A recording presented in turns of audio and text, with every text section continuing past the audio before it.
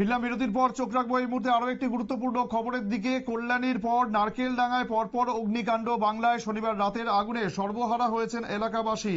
নারকেলডাঙ্গার ঘটনায় নিহত হয়েছেন একজন, আহত বহু, এমনটাই কিন্তু খবর উঠে আসছে। গোটা বিষয়টি নিয়ে আমরা কথা বলবো। টেলিফোন লাইনে জুটছেন আমাদের প্রতিনিধি সুপ্রীতি মুখার্জি। সুপ্রীতি, ঠিক কি ঘটেছে? দেখো, কল্যাণীর বিস্ফোরণ আমরা দেখলাম এবং সেই কল্যাণীর বিস্ফোরণের ভয়াবহতা যখন এখনো পর্যন্ত কাটিয়ে উঠতে পারলো না বাংলা, তার মধ্যে কিন্তু আরো একবার ভয়াবহ অগ্নিকাণ্ডের ঘটনা প্রকাশ্যে এলো। এবার হচ্ছে নারকেলডাঙ্গা। দেখো, শনিবার রাতের এই খবর। শনিবার রাতে নারকেলডাঙ্গা এলাকার যে খালপাড় রয়েছে, সেই খালপাড়ের পাশে যে বসতিগুলো থাকে, মূলত সেই বসতিতেই অগ্নিকাণ্ড বলে খবর। এখনো পর্যন্ত পুরো ছাই হয়ে গেছে সেখানে অন্তত পক্ষে 30 থেকে 40টা ঝুপড়ি বাড়ি।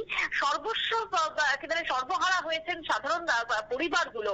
দমকলের চেষ্টায় আগুন নিয়ন্ত্রণে আসছে সকাল থেকে। প্রায় 13টা ইঞ্জিন পৌঁছে যায় দমকলের। ইতিমধ্যেই আগুন নিয়ন্ত্রণে আনার কাজ সেখানে শুরু হয়ে যায়। তবে এই ঘটনাকে কেন্দ্র করেও কিন্তু ঠিক একই রকম তোমার কল্যাণী যেরকম ভাবে তোমার রাজনৈতিকরণ শুরু হয়ে গেছে ঘটনার, এবার নারকেলডাঙ্গার ঘটনাতেও কিন্তু রাজনৈতিকরণ শুরু। ইতিমধ্যে অভিযোগ পাল্টা অভিযোগের সরব হচ্ছেন এলাকাবাসী। অন্যদিকে দাঁড়িয়ে এই যে ভয়াবহ অগ্নিকাণ্ড, এই অগ্নিকাণ্ডে ইতিমধ্যেই একজনের মৃত্যু হয়েছে, তার সাথে আহতের সংখ্যা বহু। এখনো পর্যন্ত যে খবর মিলছে, দেখো, রীতিমতো যারা সর্বহারা হয়েছেন তারা অভিযোগ করেছেন যে প্রশাসনিক গাফিলতি রয়েছে বড়সড়। আর এই গাফিলতির ফলেই তোমার এই ধরনের যে আগুন দেখতে হলো। এই আগুনকে কেন্দ্র করে তোমার পরিস্থিতি যাতে সঠিক করা হয়, এলাকাবাসীদের সুরাহা যাতে করা হয়, এই দাবি বারবার উঠে আসছে ওই সর্বহারাদের পক্ষ থেকে। ইতিমধ্যেই আজকে সকালে পরিস্থিতি পরিদর্শনে গিয়েছিলেন স্বয়ং কলকাতার মেয়র ফিরহাদ হাকিম এবং সেখানে দাঁড়িয়ে তিনি রাজনীতি ভুলে অভিযুক্তদের বিরুদ্ধে কড়া ব্যবস্থা গ্রহণ করবেন এমনটাও কিন্তু আশ্বাস দিয়েছেন। যখন তারা এই অভিযোগ তুলছিলেন ক্রমাগত, মেয়র যখন এলাকায় পৌঁছালো, তিনি যখন ঘুরে দেখলেন, ততক্ষণ পর্যন্ত সমস্ত কিছু ঠিক থাকলেও দেখা গেল কি না, এলাকা যখন ছাড়লেন মেয়র, তারপরেই কিন্তু পরিস্থিতি আরো উত্তপ্ত হতে শুরু করলো। স্থানীয় কাউন্সিলর সচিন সিং তিনি তার অনুগামীদের নিয়ে পৌঁছে যান একেবারে নারকেলডাঙ্গার থানায়। সেখানে তোমার ধর্নায় বসে পড়েন এলাকার কিছু গোষ্ঠী, আবার সেক্ষেত্রে থানার সামনে পৌঁছায়। এই যে ছবি এখন দেখা দিচ্ছে, তাতে করে আগুনের ঘটনাতে কিন্তু সম্পূর্ণভাবে রাজনৈতিকরণ শুরু হয়ে গেছে। তবে দেখো, ইতিমধ্যে নারকেলডাঙ্গার এই যে ঘটনা, সেক্ষেত্রে এখনো পর্যন্ত কিভাবে হলো, কিভাবে এই আগুন লাগলো গতকালকে রাত্রে, তা নিয়ে কিন্তু কোনো কিছু এখনো পর্যন্ত জানা যায়নি।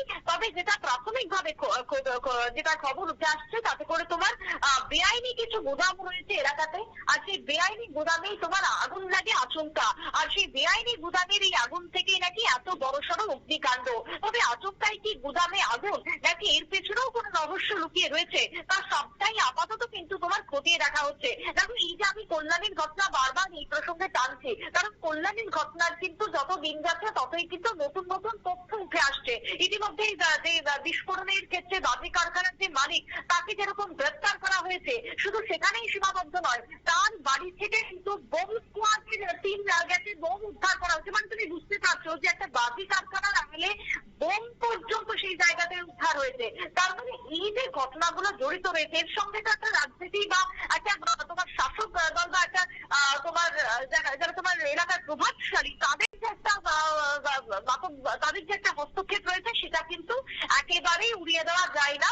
তবে তারপরও তদন্ত ইতিমধ্যে শুরু হবে। মেয়র যে আশ্বাস দিয়েছেন, তাতে করে বেআইনি গুদামের এই আগুন কিভাবে লাগলো, এই যে গুদাম সেটা সম্পূর্ণভাবে বেআইনি, তার পেছনে কারা রয়েছে, সবটাই এখন খুঁজে বের করার জন্য নারকেলডাঙ্গা থানাতে ইতিমধ্যেই তোমার সরব হয়েছেন এলাকার বাসিন্দারা। তার সাথে স্থানীয় কাউন্সিলরও কিন্তু গিয়ে অভিযোগ দায়ের করে এসেছেন। তবে এখন এই সমস্ত কিছুর আড়ালে যারা সাধারণভাবে ক্ষতিগ্রস্ত হয়েছেন, যে সমস্ত তোমার ঘরবাড়ি পুড়ে ছাই হয়ে গেছে, তাদেরকে এখন নতুন করে পুনর্নির্মাণ করে দেওয়া হয় কিনা, পুনর্বাসস্থান দেওয়া হয় কিনা, এখনো পর্যন্ত যে নিয়ে দাবি উঠে আসছে তার আদৌ মানা হয় কিনা, সেটাই কিন্তু দেখার। অন্যদিকে যার মৃত্যু হলো এই বড়সড় অগ্নিকাণ্ডের ঘটনায়, তার পরিবারের পাশে কিভাবে থাকেন প্রশাসন, সেদিকেও কিন্তু তাকিয়ে রয়েছে অগ্নিকাণ্ডের জেরে সর্বশান্ত পরিবারগুলি। সুকান্ত। ধন্যবাদ সুপ্রীতি। অর্থাৎ যে শনিবার রাতে আগুন লেগেছিল সেইখানে নারকেল ডাঙ্গায়, সেখানে কিন্তু এখনো পর্যন্ত একজনেরই মৃত্যুর খবর রয়েছে, আহত রয়েছেন এখনো পর্যন্ত বহু, এবং এই ঘটনায় আগামী দিনে কিভাবে পুনর্বাসন দেওয়া হয় সেই বিষয়ে এখনো পর্যন্ত পরিকল্পনা চলছে বলেই জানানো হয়েছে প্রশাসনের তরফে। সময় আরো একটি বিরতির, সঙ্গে থাকুন।